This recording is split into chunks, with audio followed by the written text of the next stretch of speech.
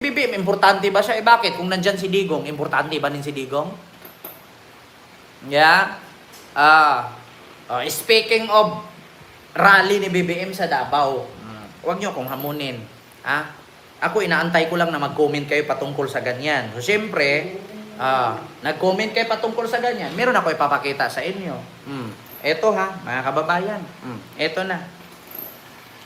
Alam nyo sa totoo lang, mga kababayan, ito Larry Gadon.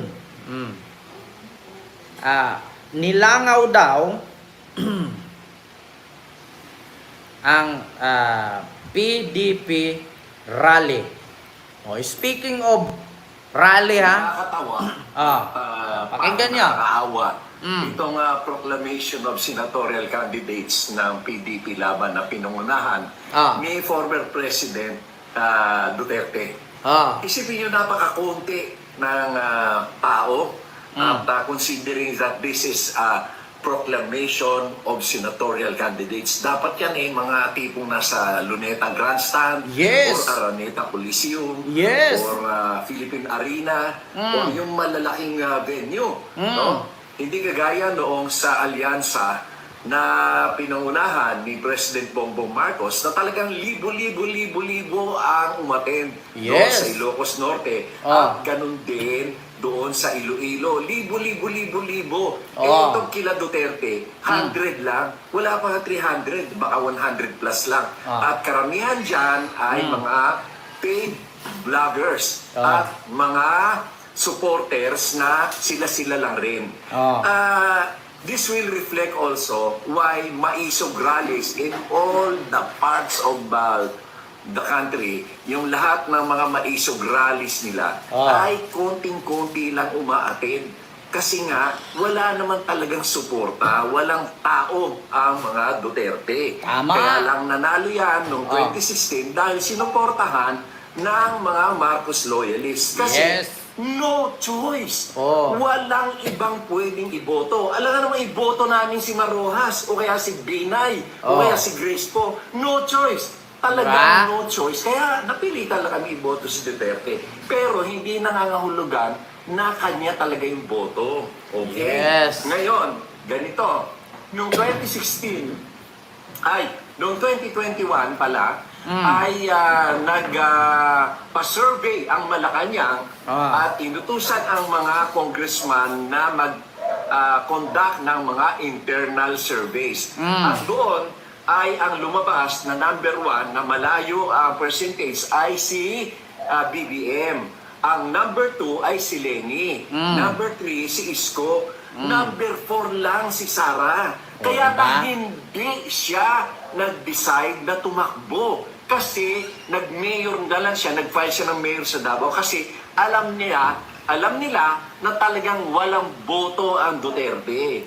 Ngayon, kinausap lang siya ng isang kaibigan, family friend, na lawyer din, na sinabi sa kanya, sikat ka lang ngayon dahil anak ka ng presidente, pero pag hindi na presidente yung tatay mo, makakalimutan ka na ng tao. Kaya ang ginawa niya, tumakbo siyang vice president ng BBM. Kasi nga, sure winner siya kung kay BBM. Yan ang totoo niya. Walang tao ang Duterte. Wala. Maswerte na makatatlong milyon yung mga yan. Yung mga kandidato ni Duterte, nako, yung iba dyan, kaibigan, pero sorry to say, wala kayong tao. Nakakatawa kayo at nakakaawa. Nakakatawa at parang nakakaawa. Itong proclamation of senatorial candidates ng PDP laban na pinunguna. Diba? Tama naman ang sinabi ni Senador, Attorney Larry Gadon. Nung panahon kasing eleksyon panahon ni Duterte 2016, ayaw ng mga loyalista sa Liberal Party kasi magkakalaban nga. So alam nga naman ang iboboto nila si Marojas. Alam nga naman ang iboboto nila si Binay at si Crispo. So malamang ang binoto si Digong para mabago naman. At ang sinuportahan ng mga Marcos, lalong-lalo na si Amy, ay si Duterte. So ngayon, bakit ito itanong ko sa inyo kung talagang malakas ang mga Duterte sa Davao pa lang, bakit si Baste ang pinatakbo ni Digong bilang vice at hindi ginawang mayor? Sige nga, Si Digong dapat magpahinga na yan. Ilang taon na, hindi na nga makalakad eh. Yeah? Hilda Gamer, ba't ako iiyak? Ikaw ang umiyak, wala kang kinikita, ako may ads. Yeah? Ito lang usapan ninyo. Sabi nga ni Gadon, kapag hindi na presidente si Duterte, wala nang lakas si Sara. Malakas lang si Sara noong 2022 kasi kakababa lang ni Duterte. Ngayon, mula 2022, nabulgar lahat ng baho ng mga Duterte. According kasama na dyan yung Pogo, kasama na dyan yung mga Chinese spy, kasama na yung droga. Lahat sila nabubulgar. Kasama na yung Davao Death Squad, War on Drugs. Lahat yun, baho nila nalabas isa-isa. Sa tingin nyo, yung bumoto kay Sara na 32 million bilang Vice President, maniwala pa kayo na buo yun? Sir Ted, mega love shout out. Huwag kayong umasa na 32 million bumoto kay Sara nung 2022 election. Ay buo pa yun. Baka 2 million na nga lang natira nawala na yung 32. Ako nga mismo na vlogger supporter niya noon nagsisi Tao pa kaya?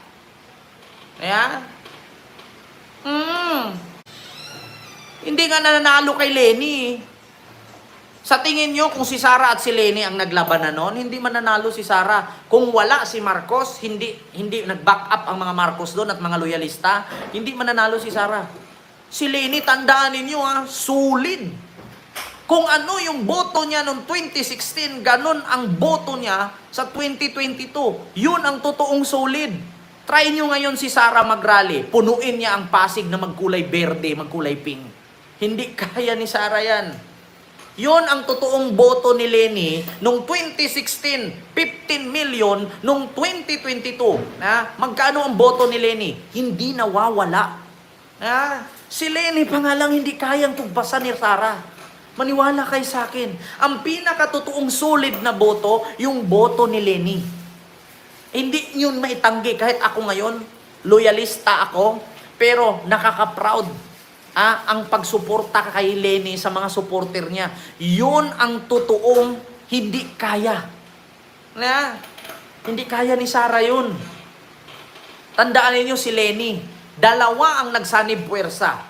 DDS, loyalista, nagsanib puwersa. Pero si Lenny, nananatiling nakatayo. Matibay, matatag ang pundasyon. Tinatawag mang lutang, pero mahirap. Tandaan ninyo, ang langgam, kahit maliit yan, masakit kung mangagat. Yung kay Lenny, sulid pa sa martilyo, sulid pa sa bato ang suporta ni Lenny. Tandaan ninyo magkano ang boto ni Lenny nakuha niya? Nung 2022 election, kung si Marcos at si Sara hiwalay nung 2022 election, si Lenny ang mananalo. Si Lenny ang mananalo. Mark my word. Kung hindi nagtandem si Sara at si Marcos, mananalo si Lenny. Mahirap talunin si Lenny. Ako nagsabi sa inyo. Iba kasi yung ina. Iba kasi yung ina ka. Di ba? Na sinuportahan ka ng mga kabataan. Nakikita kasi ng mga, more on ng mga supporter ni Lenny, kabataan. Yun ang totoo. Lahat ng kabataan, estudyante, buong Pilipinas, suporta kay Lenny. Ngayon ninyo tanungin, kung ako bilang miyembro ng mga teenager, ng mga kabataan, or mga youth for Christ, tanungin ninyo kung si Sara gusto nyo bang suportahan. Mga kabataan, tanungin ninyo kung gusto ba nilang si Sara suportahan nila. Nakakita ba kayo ng nanay na nununtok ng sheriff? Na ang sheriff wala namang ginawang masama yun, kundi sinunod lang niya ang kanyang trabaho bilang sheriff. Tapos susuntukin mo? Hindi magiging magandang impluwensya yun. Hindi magandang magiging modelo ang nanay na nununtok. Yun ang totoo. Try nyo ngayon. Si Sara at si Lenny, paglabanin ninyo 2028 election. Tignan natin kung manalo si Sara. Purple ng itlog ninyo. Hindi mananalo si Sara. Tinalo nga si BBM. Yung totoong sulit talaga. Ako nagsabi sa inyo. Hindi ako maka-Lenny. Pero yung boto ni Lenny, yung suporta ni Lenny, sulit. Sulit ang suporta ni Lenny. Ako nagsabi sa inyo. Napakasulit. Si Lenny lang ang bukod tanging nakahawak ng record. Isa lang siya, walang kasangga, walang kakampi, kundi kakamping. Na kahit saang lugar na may rally, nagkukulay pink. Yung kay BBM at kay Sara, talagang malakas yun kasi dalawa sila. Pero, ngayong eleksyong 2028, pag tumakbo si Mama Leni, ako nagsabi sa inyo, iyak si Sara. Niwala kay sa akin. Sa tingin nyo, yung loyalista, buboto pa kay Sara? Sabihin natin 32 million. Kalahati doon. Kalahati doon loyalista, kalahati DDS. Sa tingin nyo, yung kalahati ng 32 million na bumoto kay Sara sa kanya pa, lilipat kay Leni yun. Kung walang Marcos na tatakbo. Niwala kay sa akin. Hindi nyo kayang banggain si Leni. Hindi nyo kayang banggain si Leni. Ako na nagsabi sa inyo. Si Sara at si Leni, or kahit sinong Duterte, babangga kay Leni, umatras ka na lang. Hindi ako kakamping. Pero, sa sunod 2028 election, kung walang pambato ang Marcos, o kung meron mang pambato si Marcos, pero hindi ko gusto, at tatakbo si Leni, susuportahan ko si Leni. Niwala kay sa akin. Mas maiging sumuporta ka sa lutang, kaysa sa hindi lutang kawatan naman. Lahat ng kabataan suportado si Leni. Ni minsan wala yung nakitang kabataang sumuporta kay Sara. Nung nakaraang election 2022, walang kabataang sumuporta kay Sara. Kadalasan sa sumuporta kay Sara, mga magulang. Pero yung kabataan, puno. Wag mo na akong tanungin, Hilda Gamer, kung saan ang pera ko. Ikaw ang tanong kung nasaan ka, wag ka magtago sa peking pangalan. Oy, Ma'am Cathy the Wanderer, maraming salamat po sa yung super chat. Thank you so much po, ma'am, sa yung 5 pound super chat. Thank you so much.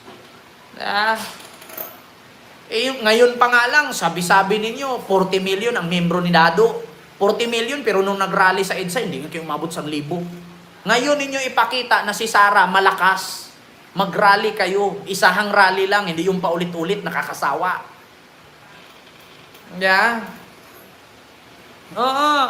Ngayon kayo mag-rally, isahang rally lang, ilabas ninyo yung totoong lakas ninyo. Hindi yung iulit-ulit yung rally ngayon, bukas rally na naman, nakakasawa, walang nangyayari.